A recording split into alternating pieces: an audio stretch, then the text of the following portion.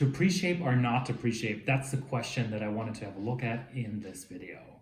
After kneading, I divided the dough into 2 parts. I then let it ferment overnight, and you will see me shaping the bread in the morning. It's a very, very wet and sticky dough, 85% hydration and around 10% sourdough starter. And you might be wondering, what is pre-shaping? So pre-shaping is always done in a bakery after you fermented a large piece of dough together. You want to take that dough and cut that into smaller pieces. Now, those pieces are not very uniform. So what you do is you take those smaller pieces and you round them up to a ball. You want to be very gentle because you don't want to deflate your dough during pre-shaping. That's always the danger. Especially when the dough is very wet, this can turn into a mess. So that's what I'll be doing. I'll be taking the dough and I'll be just pre-shaping it on the surface, and then the other dough I will shape directly into the bread. I'm baking them at the same time to make sure I have exactly the same parameters, so only one parameter change, that's the pre-shaping or the non-pre-shaping. So bear with me and I hope you enjoy this video. Let's get started by rice flouring our bannetons. I'll be using exactly the same bannetons. My dough has already fermented and it is ready for the final shaping or the pre-shaping. I like to do another coil fold before taking out the dough. This helps it to release from the edge of the container. This will be the loaf that I'll pre-shape. At a 45-degree angle, I take the dough and I just roll it over the surface. Done. We will let this rest now for a little bit. This is the dough that I will not be pre-shaping.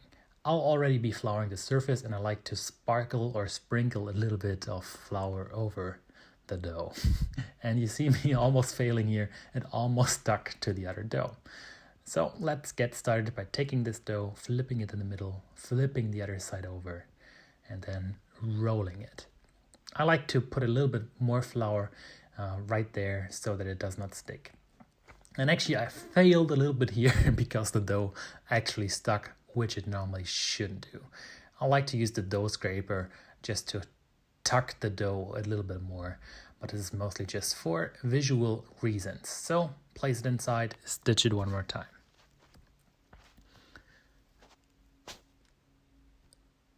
So this whole process probably took me around, I would say, 8 minutes. Let's get started with the next loaf. So same technique again, flip it over, now roll it on top of itself.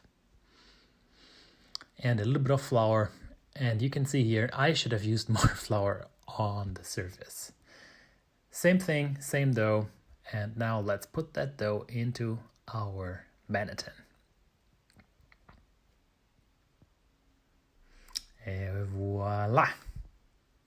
Stitching, and now it will proof at room temperature for 2 hours and another 8 hours in the fridge.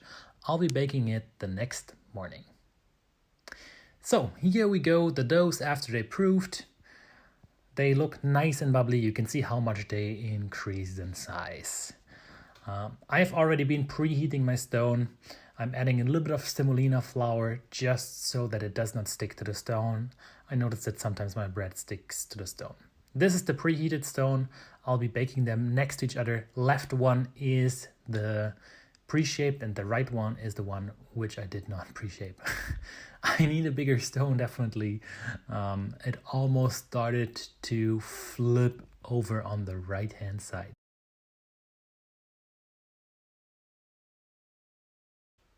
And let's bake them and I'll be showing you the results in a bit. Here we go! Super good. I am so excited because the ear turned out excellent. I did not expect him to have that much oven spring, especially looking at the super high hydration, 85%. So a very, very wet dough. Let's first look at the one which I pre-shaped. I expected to have an open crumb, but with relatively distributed pockets of air. And yes, the crumb is looking beautiful and the pockets of air have been distributed. Some are a little bit larger. To me, this is the perfect crumb. Next up, the non-pre-shaped one, the one which we directly shaped. Are you ready for the crumb? And booyah! Here we go. Also a very beautiful crumb. We can see the pockets of air have been not as much distributed. It looks a little bit wilder. This is just preference, I guess. Let me show you them next to each other. Both of them look very nice. I would say that I like the crumb on the left one a little bit more because this pocket of air, it's just a little bit too big. And let me finish this by showing you a couple of more pictures of the final results, which look a little bit better because the light was better. Here we go with the one that has been pre-shaped, the one that has not been pre-shaped, and now both of them next to each other. Hope you enjoyed this video. Thanks for watching.